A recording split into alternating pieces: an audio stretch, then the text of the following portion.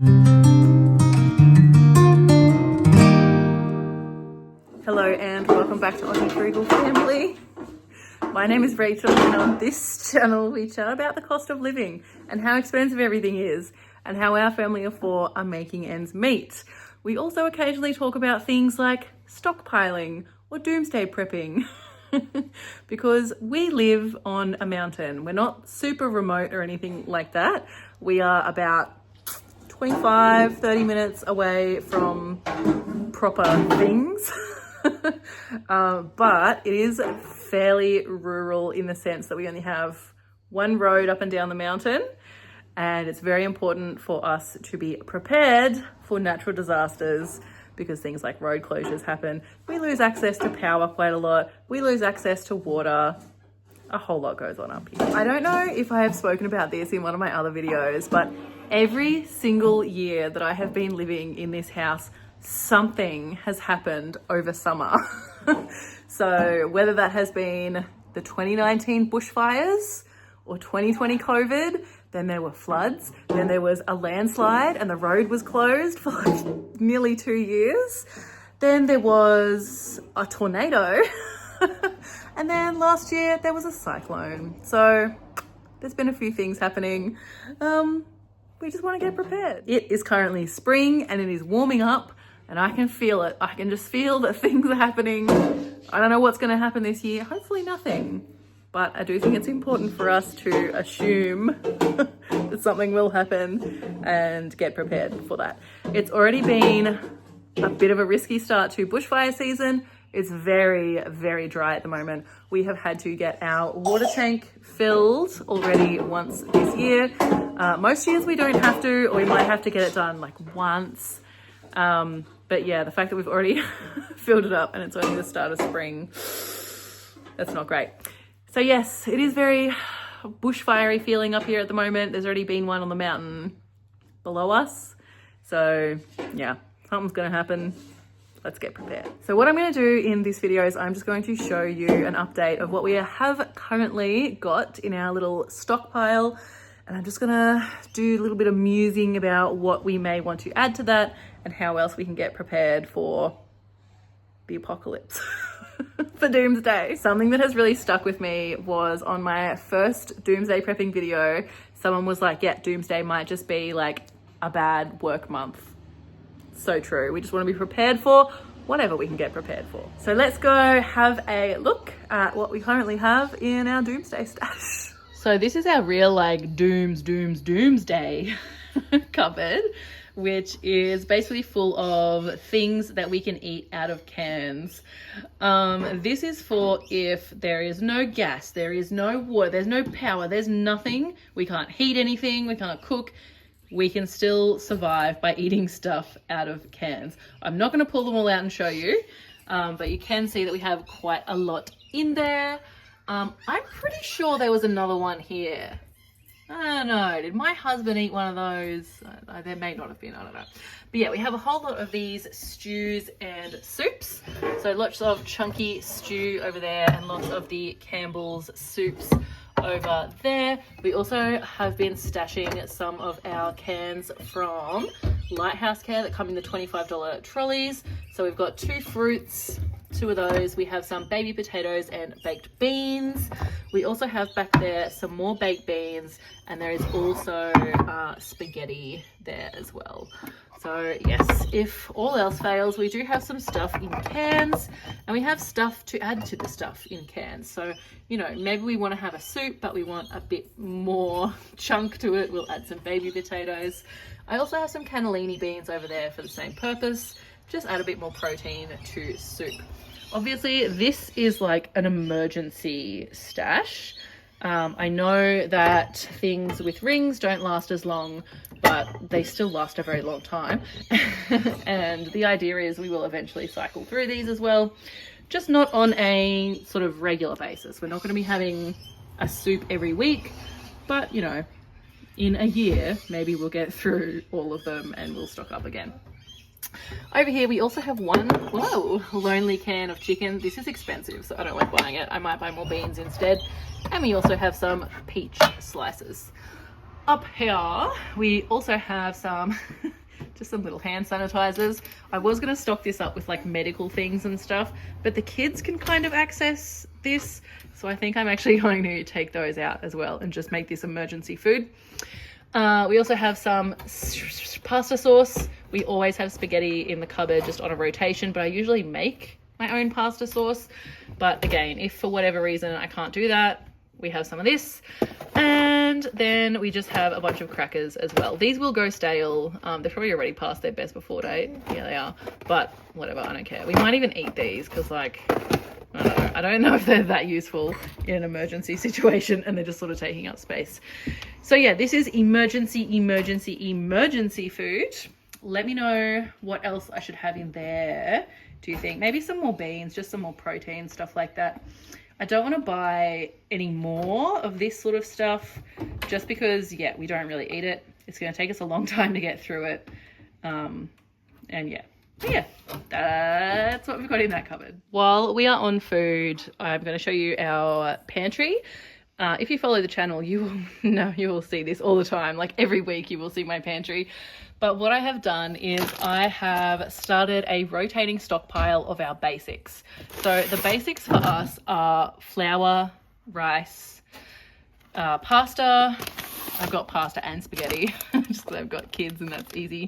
Sugar, oats, passata, which is down there, tomato paste, diced tomato, coconut cream, tuna, soy milk for me, and then like legumes and things like that.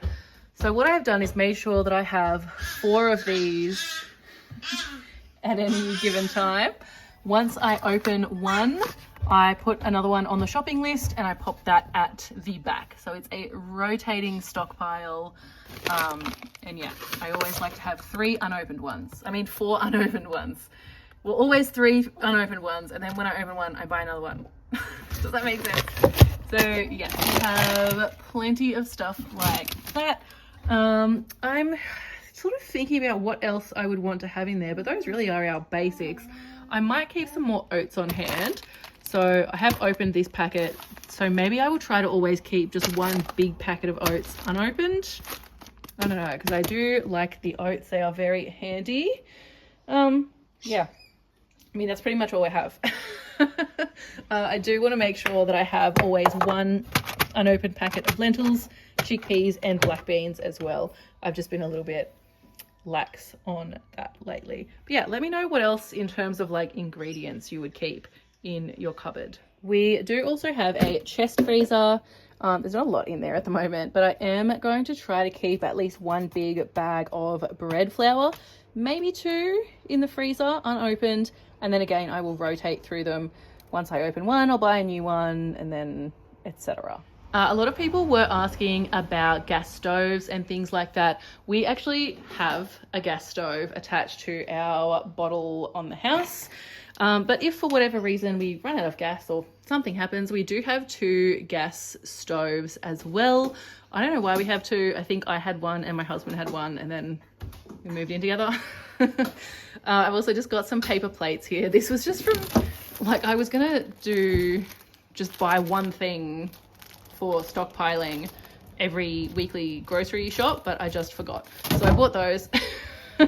Let me know what other random things like this I should get as well. Like, because I don't, if we've run out of water, or if we can't access the water in our water tank, I don't want to have to do dishes. So this is great.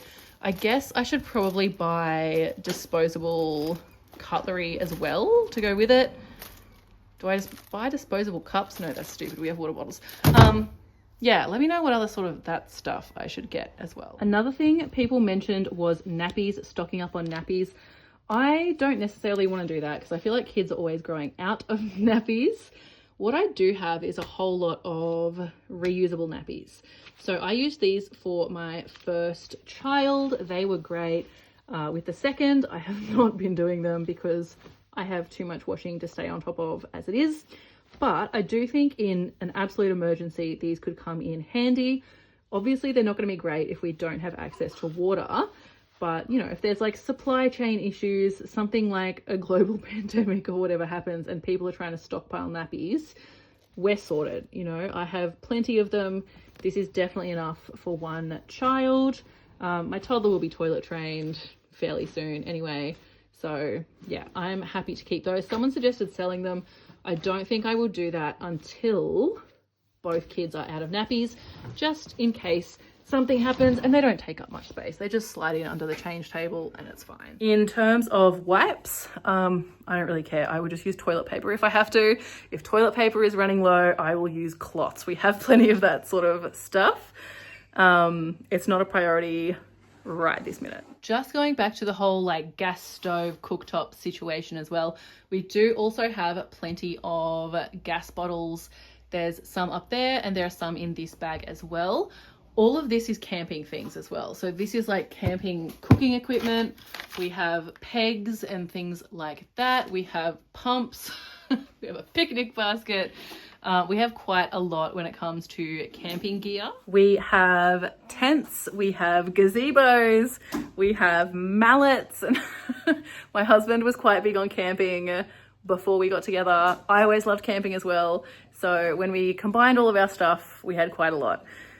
We don't have like go bags or anything like that. Maybe that's something to think of in the future, just in case we have to leave the mountain, like an evacuation because of bushfire. I've had to do that before, twice in 1 year.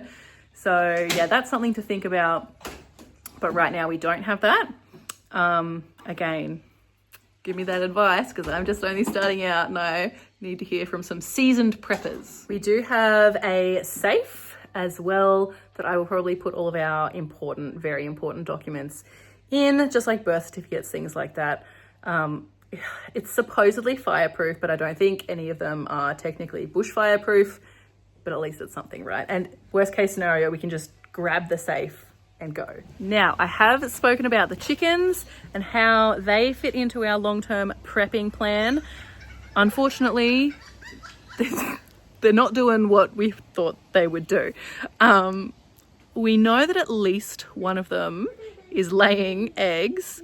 We have 4 now, by the way. One died very soon after we got them. They're ex-battery hens. It's very normal, very common. Another one seems to have just disappeared. I don't know if she's gone to join another flock or something ate her. I don't know. She just disappeared into thin air. But anyway, we have 4. One is definitely laying. She just keeps laying in different places. So let me know how to fix that if you know. I know that we can like lock them in their little house, but we don't really want to do that because we feel bad. But yeah, let me know what you would do. And I think a couple of the others are also laying in strange places. Let me show you. So this is their house and they have free range over this whole garden. There's heaps of bush over there. I've also heard them squawking down there. I don't know if they've somehow, like there's a fence back there, but I'm sure they could get through somewhere. They're chickens. They're really good at that. So yeah, I don't know if they've gotten down there somehow and started laying eggs. I don't know. We're going to have to do like a bit of a bushwalk, I think, and go and try and find them. But yeah, they fit into the plan sort of somehow. I don't know. I am also very slowly getting the garden sorted. The next thing I had to do was wire across the top of these garden beds so the bush turkeys could not get in. It's a little bit too hot to plant much now, but that is something that I will think about very soon. And there's a chookie.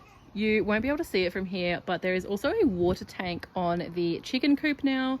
So all of the water, well, when it starts raining again, the water will go into that and it is joined up to their drinker. So that's good. They will be pretty much self-sufficient for their water. And I will hopefully also be able to use that tank for watering this garden. We just have to sort of see if that's going to be a feasible option. We are also thinking about adding another water tank down there that goes off the balcony. Again, just for the garden and just as a backup water source because we do occasionally run out of water from our house tank. In terms of things like tools and other, I don't know, stuff like that. Oh, that grain should not be there. We have quite a lot. My husband just like collects stuff. We have, I don't know, little chainsaws and lots of rope and things. But yeah, do let me know what sort of tools and things like that you think are absolutely necessary to have in your, I don't know, prepping stash, because I'm sure he would like an excuse to go to Bunnings and buy more tools. Things usually go wrong in summer, but in case things go wrong in winter, we do have a wood burner. It's a bit dusty at the moment. And we do have plenty of firewood as well. A big gum tree fell down. I'll show you. A big gum tree, or half a gum tree, fell down in the Christmas tornado a couple of years ago. You can see that's where it fell. So there was like 20 meters of gum tree in our backyard, and we still have plenty of wood from that, which is good. Other sort of random things that I feel like we have sorted are entertainment. So we have a piano, if you cannot tell. We have lots of guitars as well. So music is sorted. We also have lots of books, or I have lots of books. We have board games, things like that. Awesome. I don't think we need to add to that.